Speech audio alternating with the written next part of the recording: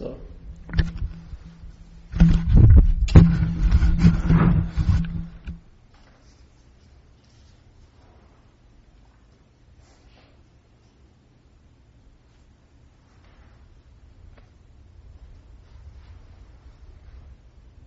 Okay, a simple presentation is this. There are thoughts, what we call thoughts, yes? There are thoughts, okay? And maybe, just maybe, there's a thought that sort of precedes all the other thoughts in recognition. And that is a thought that you're the thinker, yeah? So here's the thoughts being seen, and yet there's a thought that's not being seen, that you're the thinker, yeah? Let's say it turned into a belief or an old idea, but now it's sort of shrouded in unconsciousness, so you don't see it every time it comes up. It just has left a scent or an inference, yeah? There's a vague feeling that you're the doer of this activity. Just like it's an obvious feeling, you're the doer of, let's say, if I pick up a chair, yeah?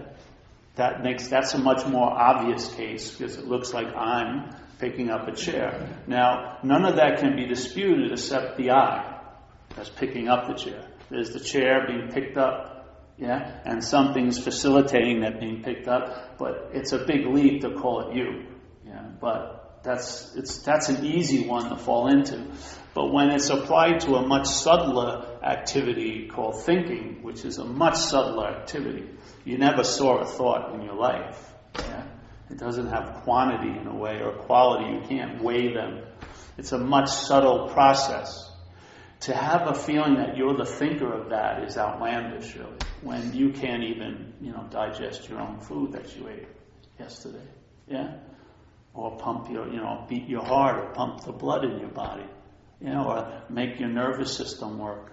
You're not doing almost anything. The only process of the body that's half voluntary and involuntary is breathing. Everything else is involuntary.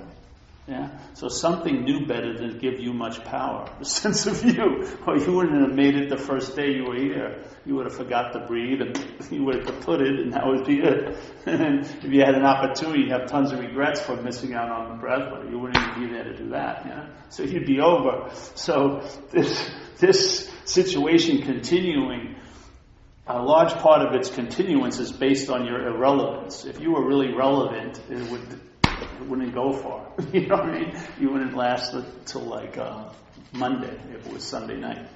So, but the thinking, now that is totally involuntary. It's not a voluntary process.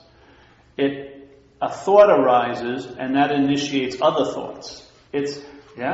But let's say the prior thought is the feeling of being a thinker. So when there's a feeling of being a thinker, the thought is claimed, yeah, as my thought, and then what accesses is a whole realm in the mind called thoughts that are yours, yeah. The conditional take that you have about things and situations, they get provoked up by the claiming of the one thought, and the one thought is you're the thinker. Yeah? Once you're the thinker, then every thought is in the same relationship with you. You're the thinker of it. Yeah? And then you judge it as good or bad, perverted or not, I can't share these. I got to keep this to myself. And you know what? They're all yours now. Just like if you would go to a park and there was 30 kids playing and one of them was yours, your attention would go to your kid. That's exactly what happens with the thoughts. If they're your thoughts, your attention is wedded to them. Your interest is wedded to them. And no matter where they go, you're gonna go with them. Yeah? And where they're gonna go is into what's not happening. They're gonna take your attention from this moment, and they can't actually take it from this moment. They take it from this moment to a mental moment in your head. Yeah? And when they sufficiently suck up your interest and attention by your faith to that thought system, then the more it sucks up, the less conscious are you of this moment. Yeah? You are now very conscious of thoughts that are going on in this moment that are about then and there, yeah? Past and future. So you actually become a citizen in your mental realm, and that's where mind plays God. It plays God up in this mental realm. Yeah? And The reason why your attentions can span from a possibility of this moment to an impossibility of next week in one single bound, like Superman, is because it's about you.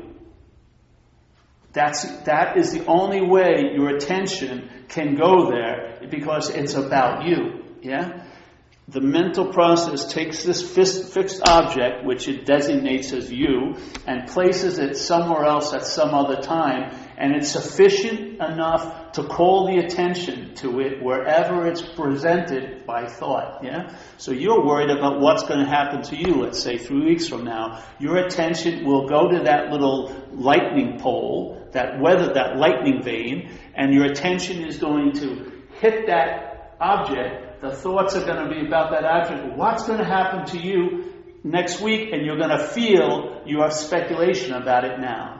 The body's going to get contracted. You're going to generate more thoughts. You'll start feeling nervous. And the first and foremost thing is you're basically checked out. You're not here, for all intents and purposes. You're in this little mental realm, which is a very small activity here. Very, very small activity. But when your attention and interest goes up there, it's the only show that's going on.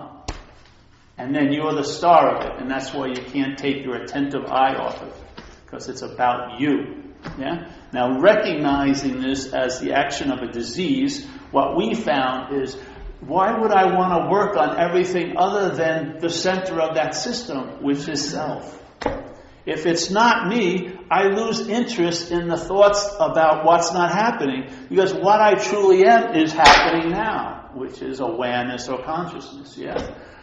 The same training that causes it to go into an impossible place called next week allows it to rest or abide in the moment, because now it's recognizing that you're something other than this idea, this mental idea fixated on an object, that you may be awareness, you may be the consciousness that's seeing, the consciousness that's hearing, the consciousness that's feeling, the consciousness that's tasting and touching, instead of the story about that called you hearing, you seeing, you feeling. As soon as it's you that's seeing, you're basically looking. Yeah? You're looking with these pair of glasses called time, and everything is distorted because the moment you believe you're in is bookended by there and then. It's filled with ideas from the past and speculations about a future. You cannot be in this moment as a self. You're in a mental moment which isn't here and now. It's there and then. That's what it is. It's like an incredible display of playing God. It uses what you may want to call as God's world, which is conscious contact, and makes it your world. Jesus, man, a dark tunnel with only two gears, back and forward, past and future, past and future, past and future, past and future. You can't make a left or a right. It's just turn, turn, turn. It's very dissatisfying. It's like a form of slavery. It is slavery. You're enslaved to an idea called you that causes you to follow every thought that's about you to wherever it takes you, which is past and future in most cases. Yes. And then you're holding on to life. You're so afraid to die, in a sense, because you've never lived. You haven't lived one day, really. You've lived an interpretation most of every day. That's why everything seems to be like the same old, same old. That's why you can go to another country after a few months. It's like Burlingame, California again. You know, it's nothing because you're there. You and I give everything all the meaning it has. You and I could be dropped into heaven today and we'd be hell tomorrow. We'd find some fault in it.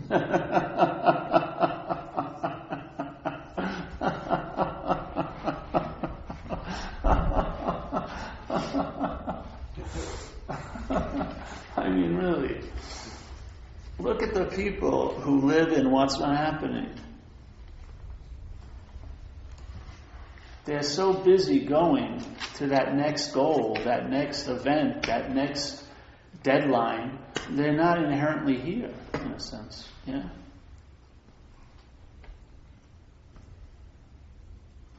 The being has totally been forgotten, and now it's a mental proposition called doing and having into a special form of being. Yeah? Doing and having yourself into a form of being, accruing enough value to feel like you have arrived and become something, instead of starting from being. Yeah? If you start from being, and if you have a sense of being or onness, it has a feeling of being complete already. Yeah? There's no beginning point. Like, it didn't start right now and it was on, and then the next second it's more on. Oh, moron, that's a good one. It's just on, yeah? Any moment where there's a pause, the pause is very similar to any pause you've ever entered, because it's always the exact same onness. It's not like you didn't catch it at low revs, you know what I mean? You didn't catch it when it was idling. It's always yeah? So I would feel like that being is already complete into and of itself. So it has no business with becoming. It has no business with acquiring or achieving. It's not going to become anything more than it already is. Yeah? Now, if this is the case, then your pursuit of happiness can become a leisurely walk, really. Because you may already be happy to begin with, in a sense, or satisfied. So the pursuit of satisfaction, a lot of its gildedness or veneer has been stripped, because you are already okay. Yeah? So being now maybe initiates doing and having to express itself, to express its wholeness, to express, not to achieve wholeness, not to acquire anything that it's lacking. So your whole way of living may look differently. Yeah? When the mind shifts modality, obviously everything about, quote unquote, your life is going to take on a different look. Yeah? Some will become obvious quickly, some may be realized down the road, more will always be revealed, but there's been a giant shakeup. Yeah? The mind shifted from self-centeredness and is now, instead of being self-centered, it's centered, which is a totally different state of mind. Yeah? Self-centered is, yes, you're centered, but you're centered on a fixated imagined point called you. Yeah? The other one is centered, but it's not fixated on an imagined point. It's dispersed. It's like very, very wide and very, very open. Yeah? It doesn't land in any particular place. It's everywhere at all times, right wherever it is. Yeah? In other words, its sense of connection or its sense of largeness isn't shrunk to this one special little action figure, but it's dispersed. Yeah? Almost as if a camera lens that was really, really calibrated down, where you saw all the minutiae, yeah, goes like this and opens up. It's still the same camera, but the lens has been shifted, yeah?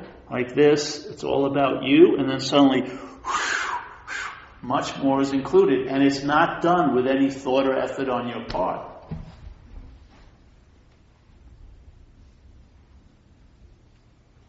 Because what's doing it or initiating it is already complete. In other words, this quality isn't something that just grew. It's just a quality being expressed in a certain way. Yeah? In other words, nothingness is a gift that keeps on giving. Everything comes or issues forth out of nothingness. Yeah? No thingness or spirit, or if you want to call it space. From there, everything expresses out of there, into something. But the something isn't like a quality that was added on to the nothingness. The nothingness is immanent. Its potential is infinite. It just, based on whatever your predilections have been conditionally brought into play, it will express through that. Yeah. So if you're funny, humor will be used. If you're this, if you're a devotional type, love and bliss. If you're a very clear clarity, yeah, it's the same, but how it plays through the different flutes, the amount of holes on the flute just change the tune, but it's all the same wind. The same wind is blowing every flute. Yeah, it's same mind. Just why would you think they would say it like in Zen and Tibetan Buddhism? The ordinary mind and the enlightened mind are the same mind, unless they were. You think they're fucking with you? They're saying the ordinary mind and the enlightened mind are the same mind. How could that be? I thought the ordinary mind was one mind, enlightened mind is another mind. They're just aspects of the same mind, yeah? Through one flute, enlightenment may be expressed. Through another flute, ordinariness is expressed, yeah? But it's the same mind, yeah? Now, when selfing claims to be you and now takes nothing and makes it a goal, let's say it calls it the truth or enlightenment, it's already screwed something up because it already changed nothing into something. And that's the greatest way to hide nothing, is to make it something. You know what I mean? That way, it's just like the statements that it's the open gate, or the open secret, and the gateless gate. All these little sayings, they're very cryptic, but they're very, very clear. I mean, how could there be a gate without a gate? Yeah? How could it be a secret if it was open? Exactly. It's when you make it something, then it becomes a secret, though it's open. When the mind makes it something, then it becomes a gate that is gateless. Yeah? So the mind itself puts up the impediments. The mind itself puts on added qualities of infrequency, never able to attain, must purify first, have to meet all these thousands of conditions to get ready to meet it. Yeah? What if you weren't that which has to go through tons of hoops to get ready to meet it? Maybe there's no meeting it. Maybe you are that. Maybe you are so right in it, there's no way you could entertain, you could ever be out of it. Yeah? Maybe if that download came in, it would be taken as an absolute. There would be no more debate. You wouldn't be trying to get into the moment, because there'd be a realization you can't be out of the moment, because you and the moment are synonymous. There's no moment without you.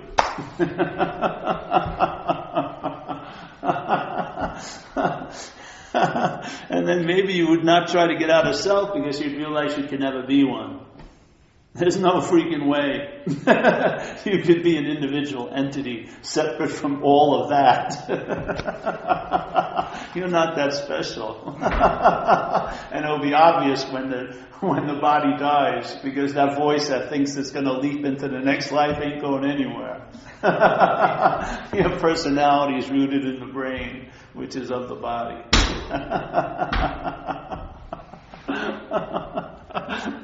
So if you're worried that you're going to be missing life, you won't be there to miss it. So you might as well live it to the fullest, because once it ends, there ain't going to be you there going, oh, I wish I would have gone to that appointment and got my hair cut before this event, or whatever it was. There's not going to be any missing it. You can only act like you're missing it while you're living now. Yeah? There's not going to be any moment you'll be given the opportunity to miss it. You can actually play God and miss it now while it's here. Really. Just like my friend says, you're not going to experience your own death. All your friends will, but you're not. You're going to be gone as this action figure. What you are, I don't believe that's so. But what you're not is definitely going to end. Yeah, because it's an appearance. Once what's allowing it to appear disengages or weakens or whatever, and then the appearance will blend back into the field of dream, so to speak, into the screen. That's allowed all the movies to play. And you ever go to a movie? Does anyone ever clap for the screen? Yeah. Because the screen is bringing us everything. The awareness, the field of consciousness is what's allowing everything to happen in it. Without that, there'd be no happening of anything. That's my view. You may fight it or argue it. Why not question? Why not question it? Why not question, who the hell are you? I got an email today about someone suffering a lot, and I said, well, why not just ask a couple of subjective questions? Who is it, that this thing has happened 200 times to? You can't change that it happened 200 times, but maybe it didn't happen to you. Maybe it just happened, yeah?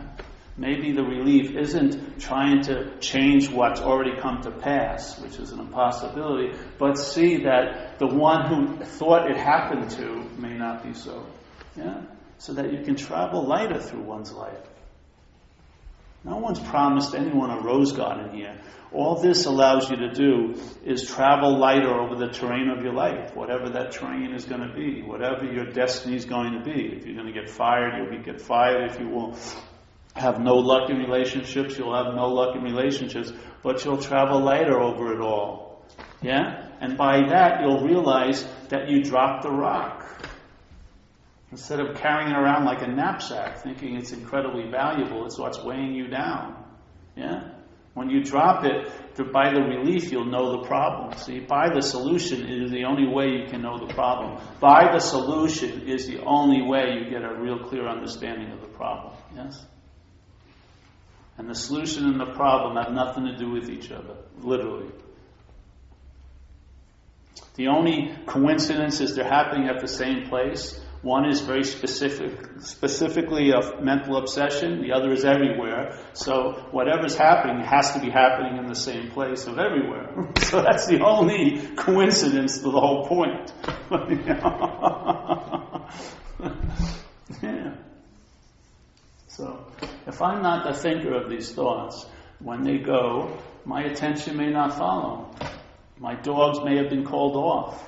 Yeah? Now they may be free-ranging. And now my attention may go to others. My attention may be able to see this beautiful sky and have an immunity to the mind's wanting to compare it with other skies and just actually attend to this sky. Yeah?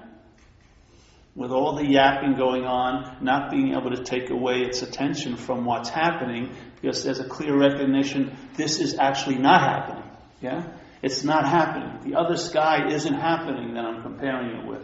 Yeah? The other Saturday when I was at a better place to see a better sunset's not happening. And it's not like I need to be convinced of it or have affirmations for it. There's just a shift of mind. Yeah? Of clear delineation between what's happening and what's not happening. Yeah? And if it's actually not happening, what do you need to do about it?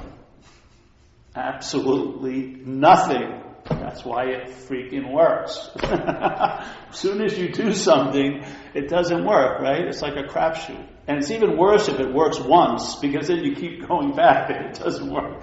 But if it's not happening, a good solution has no time in it, really. Yeah? The quality of a real solution here, to me, is timelessness. Because when timelessness downloads, the problem is seen as imaginary, so there's nothing to do about it. And that's the solution, literally. Yeah?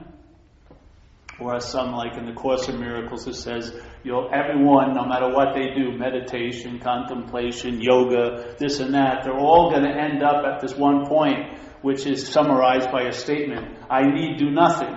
They're all going to get there. Some are going to take longer than others. That's the only change, yeah? Why not start at I need do nothing? I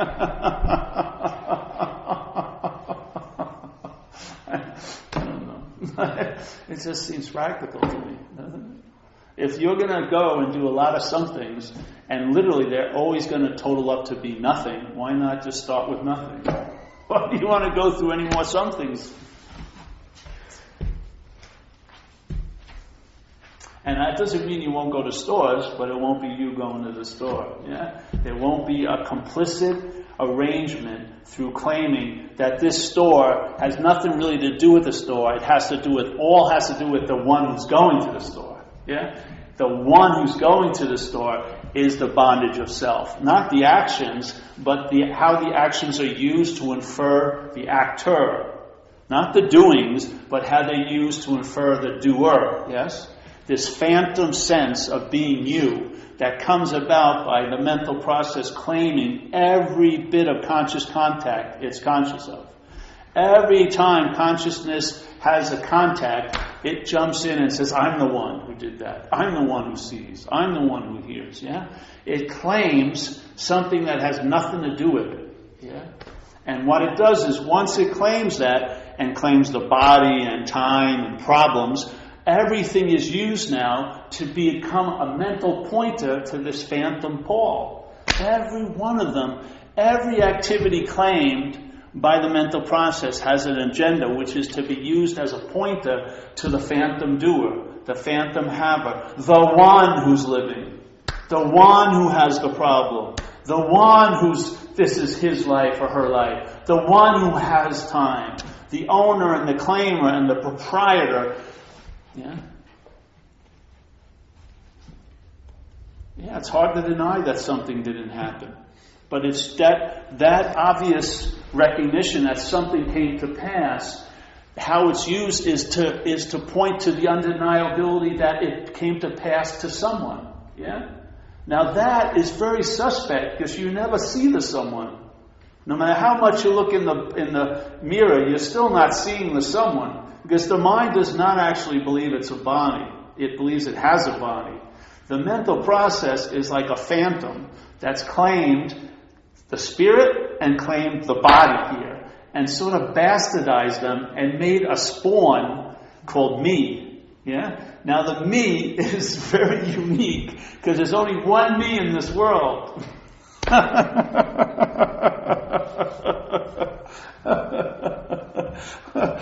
Some people talk about there's only the oneness. Well, the mind has done all of that, but bastardized it. It made only the oneness in its realm, which is called me. Yeah. All those things we talk about as attributes of the Spirit, oneness, the Alpha and the Omega, the doer of all things. This is what the mental process, it's bastardized the throne and the crown and put it on me. That I'm the one. I'm the oneness here. I'm the one who has all the problems in my life. I'm the one who has the body. I've been here. I have every moment of my life. I got pictures. I was there. Look at me. That was me. And then there's going to be a me, and I'm really worried about that me I'm going to be. In recovery we call it playing God. It's a perfect, apt description of it. Because the attributes we usually give God in a conceptual level is exactly what selfing is doing. It's playing God constantly. It's not the one, it's the bastardized one. Yeah? It's not the doer, but it's the claimer of everything. And by claiming, it insinuates it's the one that did it. Yeah? It's actually insinuating that it's seeing, it's feeling, it's hearing. It's actually claiming consciousness and has become the one who's being conscious. Like it's a choice that you chose to be conscious. Like you chose to wake up this morning. Just before you woke up, you were sitting there contemplating, I think I'll be me again. And then you came in. No, that's not how it works. Yeah? The consciousness comes up first, then the narration starts occurring. Yeah? Oh shit, what's going to happen to me? Watch it. In the pause, which is timeless, you will see, which seems to go so fast, you'll see it almost in slow-mo. You'll see the construction of selfing. You'll see it. Yeah? And if you see it, how can you be that which you see? You must be something other than, not the seer. That's the mental answer. See? The seeing becomes undeniable, but this, you know what? It still gets around it by going, but I'm the seer. No. The seeing is what I am. Yeah? When there's the seeing of what you're not, how the what you're not captures it is by saying, I'm the seer of what I'm not. No. There's seeing of what you're not. I'm the seeing of what I'm not. There's no seer. I'm not of thingness. Yes? I'm not of doership. I'm not of privatization. I'm not of claiming.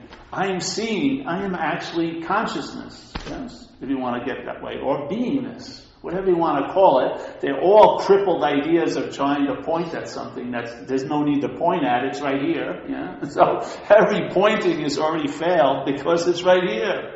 It's prior to pointing. You don't even have to point it out to anybody.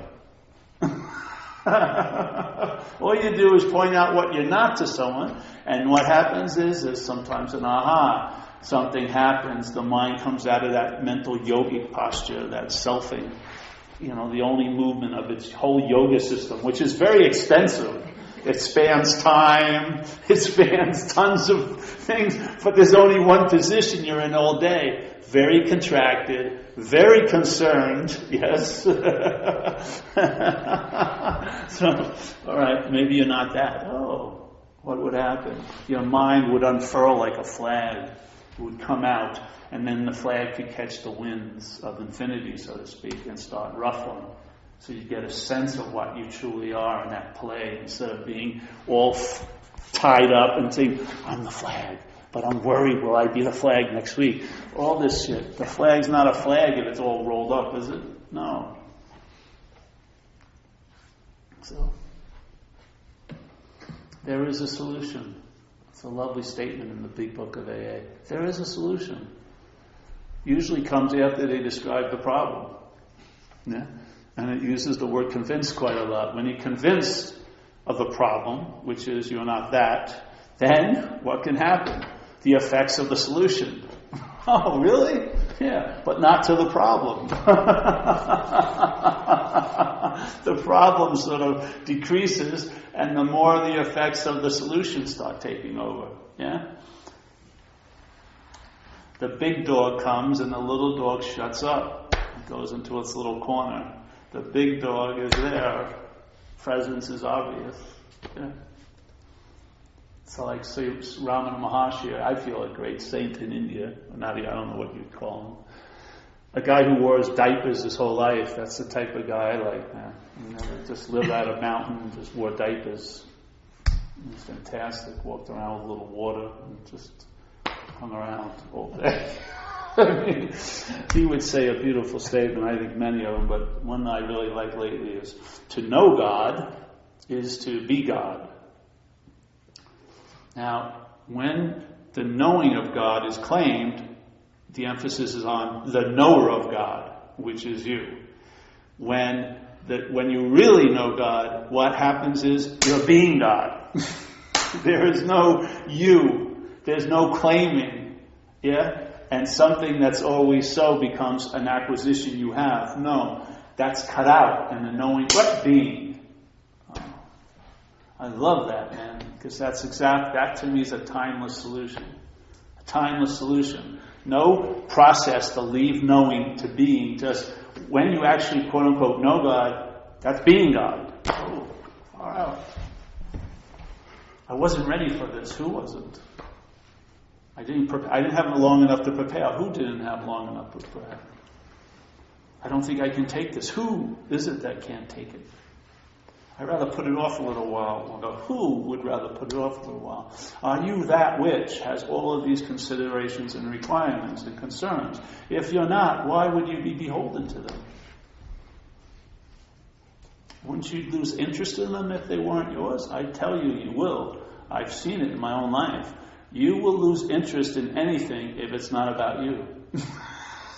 I swear, a huge chunk of interest will just like an ice, an ice cap, just half the iceberg just leaves and melts into the water as soon as it's not you. If it's you, the Titanic's going to meet it and have a big crash. But if it's not you, you lose interest. Yeah. Where does the interest go? Does it go anywhere? Because you can't lose interest. There's no quantity to it. So it's not like, I lost some interest today. I wish I could get that back. I'm going to call up. I like to get that interest return that I put on that product that sucked and I bought it. I'd like to, can you send me, how much interest did I put in it? Yeah, all right, send me that much. No. There's no quantification, interest, or attention. It's of no thingness. It's an activity that is not of thingness, yeah? And a thing is not doing it. A thing may facilitate its direction, like a camera would take a picture of whatever was pointed at, or recognize whatever was pointed at. That may be the most the body has to do with it, but it is not being done by a body. It's of no thingness. Yeah? So when you lose interest, you never lose interest. You just lose interest in something. The interest leaves that something, and it goes where? Who knows where? Usually to another thing. That's called obsession or whatever, desires. That's what happens quite a lot. But what would happen if the attention and interest would stop landing on things with all of that meaning? Maybe it would rest in its own nature, which is no thingness. Yeah. So when it moved around, it would be in its own source. Yeah. That's why you have it by giving it away. That's why you'll lose interest in yourself and your little plans and designs and gain interest in others. Try to lose interest in yourself. That would be interested in yourself. Right? You can't get out of self as self. There's no fucking way. All right, lose interest in yourself. Now this week, go home and lose interest in yourself. At least 4 hours a day, practice losing interest in yourself. That would be called interested in self, wouldn't it? Now, if you could see it as one, no matter how many times you go, it's the same answer. Self can't get out of self. Why do you want to go through 40 different fucking configurations of a failed formula? Recognize the principle in one statement. Self can't get out of self. It saves you a lot of time. If you really get that self can't get out of self, maybe all your interest and attention won't go on that next expedition to nowhere. It maybe will just stay right where it is and fulfill your life. Yeah. Instead of being addicted to the hope that you'll fulfill your life later by your own means, by your own methods, which is playing God. Maybe you would just say no to that journey, even though the mind packs up and gets all of its plans and gets its brochures and it's got all the clothing it thinks it's going to need when it gets there. And yet your interest would just go, you would have no interest in it. Because your interest would now be engaged in something that's interesting, you know? That's actually happening. Maybe, I would think that's what you'd call living. I don't know, maybe not. I would think everything else is an interpretation. If you're interested in what's not here, that must be an interpretation, yeah? So I would imagine if you're interested in what's happening, it could be a very enriching event, yeah? You may be put to use, who knows? You may have some value beyond your adding and subtracting, you know? A value that's not accrued, but actually you have it by giving it away. Maybe these things would demonstrate yourself to you a whole new currency of living, where you see that, hey man, I'm just going to give it freely, and then I'm a rich man. Try to see any coke dealer who ever thought that way. Know what he did there. It's always acquiring and keeping and building a fence and marking where parking spaces in front of your house and building, putting stumps there so no one can park in front of your house. That's what happens in my neighborhood. It was much open and now everyone's got the white paint and don't park here like they've owned their little space in front of their house, which is county space. But this is what mine does. Claims. Exclude, claim, exclude. It's not a very rewarding way to go.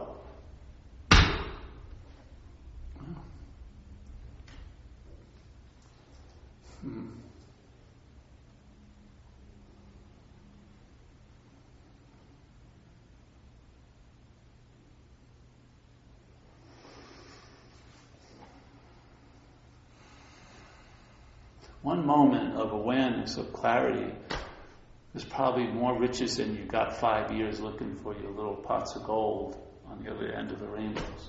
Just this moment is so bright and clean. It's more than enough. Fuck. I can't polish it up into anything better. If I put a frame on it, it doesn't make it better. You know? It's just sufficient in and of itself.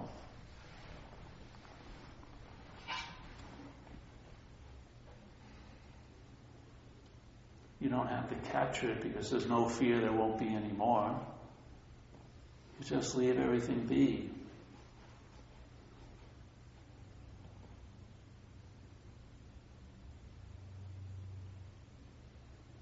Ramana said a nice statement, this guy. He said, you know, you don't have to give up your possessions, just give up the possessor. Yeah?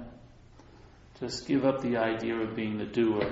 Don't change all your behavior. I mean, you can. Like I had, my behavior needed to change sufficiently because I was a drug addict. But once that was in place, I don't spend tons of time trying to improve my behavior anymore. It's workable now. Now I'm off of that case and I'm put to different tasks, you know. And one of the biggest tasks I'm not put to is reviewing how I am. It's really none of my business, really.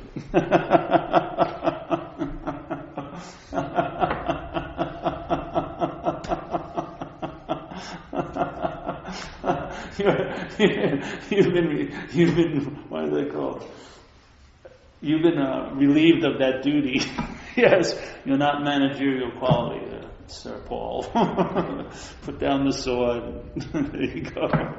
Sit down and relax. It's obvious what the seat assignment is. You'll have enough ability to follow through on it until the music starts and you move to another seat assignment. There's no seats engraved with your name. You know? It's just musical chairs constantly. You know? You're flexible, able to fit around circumstances because you're not a solid fixed idea anymore. When you're a solid fixed idea, you got to try to fit everything around you. You don't seem to fit around things, do you? When you're so sure of yourself as being this, it's got a certain form. It's difficult to fit it around things. So what's the next thing playing God does? It tries to fit everything around it, which makes your life really small. You know? This gives you the ability to fit yourself around things. Yes? Yeah. It's almost like the opposite of those, when you go under the bar, what is that called? Limbo. It's like the opposite. It gets bigger and bigger. You realize how high you can go, really, how large you actually are, that anything that ever happens can be held, yeah? Instead of trying to fit it around you, you actually can, fit yourself around it. Because the self is not a fixed idea anymore, yeah? You and me are a possibility. Yeah. And you can't even imagine what's possible. You'll find out, though. That's the beauty of it. You'll find out. Yeah. You'll get intimations of your true size. There'll be a recognition and a demonstration of what's actually happening. And a wonder and awe will fill you because it's an amazing event we're in here. Being seemingly the dreamt object and also the dreaming of it.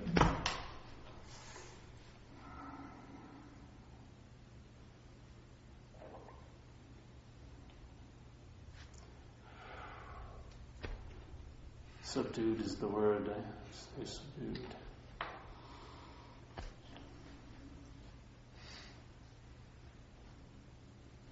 Any questions tonight? Yeah. The souffle's been baked already. Yes, it's already out. Yes. See you, bro. Sonny, you got enough? Yeah. Yes. Could you say some more about limbo? Limbo. Kind of fast. Oh, the limbo going under the things? No. That's the limbo we were talking about, not limbo like purgatory. No, I just meant limbo in general. You mean like, the game, the little... Like sometimes you relate to people and there's no decisions being made, so there's a limbo to it. Maybe that's a pause. You may be calling a pause a limbo. When there's a pause, yeah? In other words, the activity of the mind isn't that pronounced yet. There's possibilities at hand, yeah? Things can change, yeah? A new way of looking may hatch. A whole lot happens in pauses, yeah, in one's life. They really do. I mean, if you could look at a line of your life, you could change your whole life, the appearance of it, by just putting a couple of pauses in certain situations. Your whole life will look different. Yeah, that's the power of a pause. To me, the pause is an example of the timelessness of this place. Yeah, and we believe it comes as a moment between moments, but I don't think it has anything to do with like a time moment. It doesn't have that feeling. Yeah, it's just pregnant with possibility. So that's what I don't know if I'm getting close to what you're saying when there's no decisions being made, but we call that in AA a pause, yeah? Pause when agitated. And I'm saying if selfing is the dominant theme in your life, you're agitated all the time.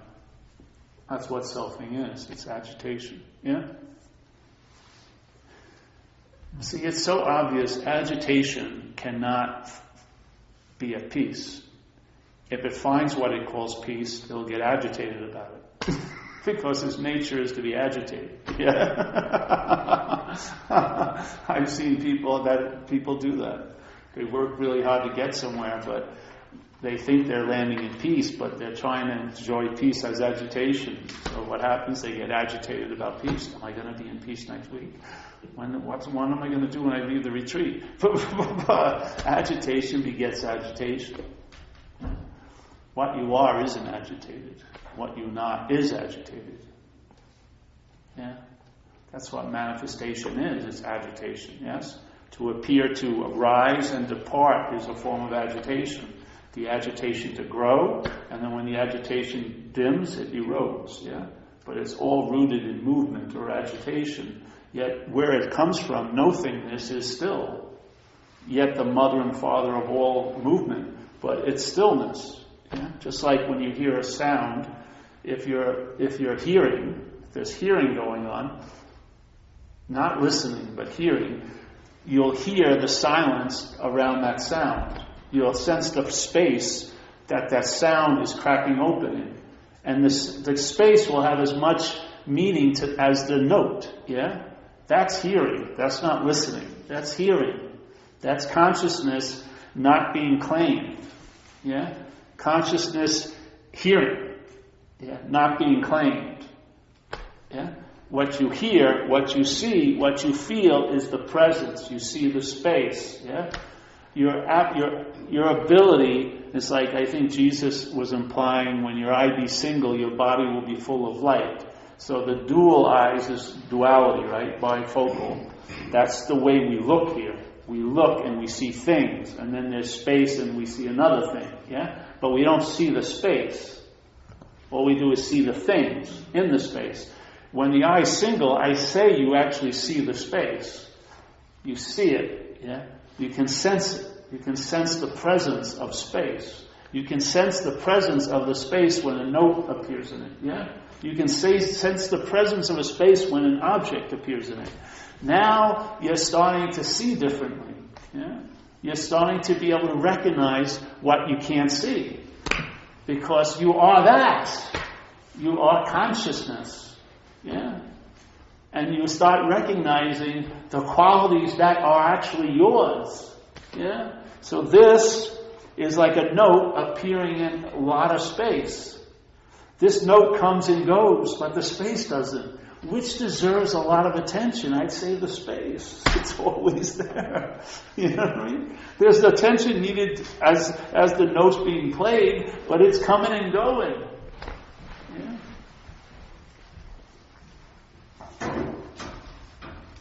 So when the eye sees, I have a feeling, I call it seeing nothing, you know? It's hard to explain. But when I'm looking out here, there's an experience going on, but I'm not seeing anything. Yeah? Something that's not a thing is being sensed, and there's an experience of it. There's a sense of presence, but I can't see it.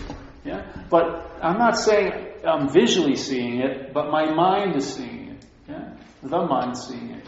And it puts out a sense, a presence. You feel like we say in recovery when you do service, and for me service is explained by you get out of self. When you get out of self, you're available to someone else. When you're available, you sense a presence sometimes of a higher power. That's what we call it. That's how we describe it. Yeah? That's what it's like. You don't see the higher power, but you sense a presence that you weren't sensing before. Yeah? It's like you have new eyes in a way. And it concurs with you, quote unquote, being out of self. So being, quote unquote, in self is one way of seeing, which is, I call, a form of looking. And then when you're out of this idea of being a self, there's another form of seeing, which is sensing a presence, seeing, like I've been, just things happen before they happen. You know something's going to happen before they happen. Yeah, the phone, you go, that guy, and then the phone rings and it's that guy. Those coincidences, they happen a lot, yeah? So you're now privy to information you weren't privy to before. Because the condition of the mind has shifted from self to centeredness, not self-centered to centeredness. And in centeredness, there's a whole other ballgame going on. Yeah. It looks just like the other one, but your eye is on a different ball now. A ball that you never saw before. You see it, you get a feeling of it when it hit you, but you never saw it. Now you're seeing it. And I feel it's an enriching addition to one's life here. I know for me, I wasn't really built to enjoy this place. Like I didn't have a drive to want a family and a country squire and a Labrador and picket fence house. I didn't really have a drive to do that. I haven't had a drive to become very powerful and ambitious. I'm not that interested in it because it just doesn't seem that it's not worth time to me a lot of ways. Yeah? So in that case, my joy had to come from not things because I don't have that many things and nor do I care to have many things. So I'm drawn to the no-thingness because it just seems much more reliable. It's always available at all times. And there's not much requirement to meet it. You don't have to have a bank account or a passport or a resume. All you have to do is be willing to entertain some possibilities. Yeah? That's what we do here. We just offer some possibilities or invite you, and if you want to entertain them, far out. If you don't, far out. Because it's already gotten in. No matter what you think, if the sense of this presence in this room has seeped into you, it's going to have an effect on your life. Yeah? You may not be able to put two and two together. It doesn't matter. It's not looking for acknowledgement. It just wants to produce an effect. It wants to manifest, and it will. Yeah? You travel lighter. I've seen it with most of the people that have been coming here for years. Yeah? They travel lighter. And I'm sure they're not doing that much.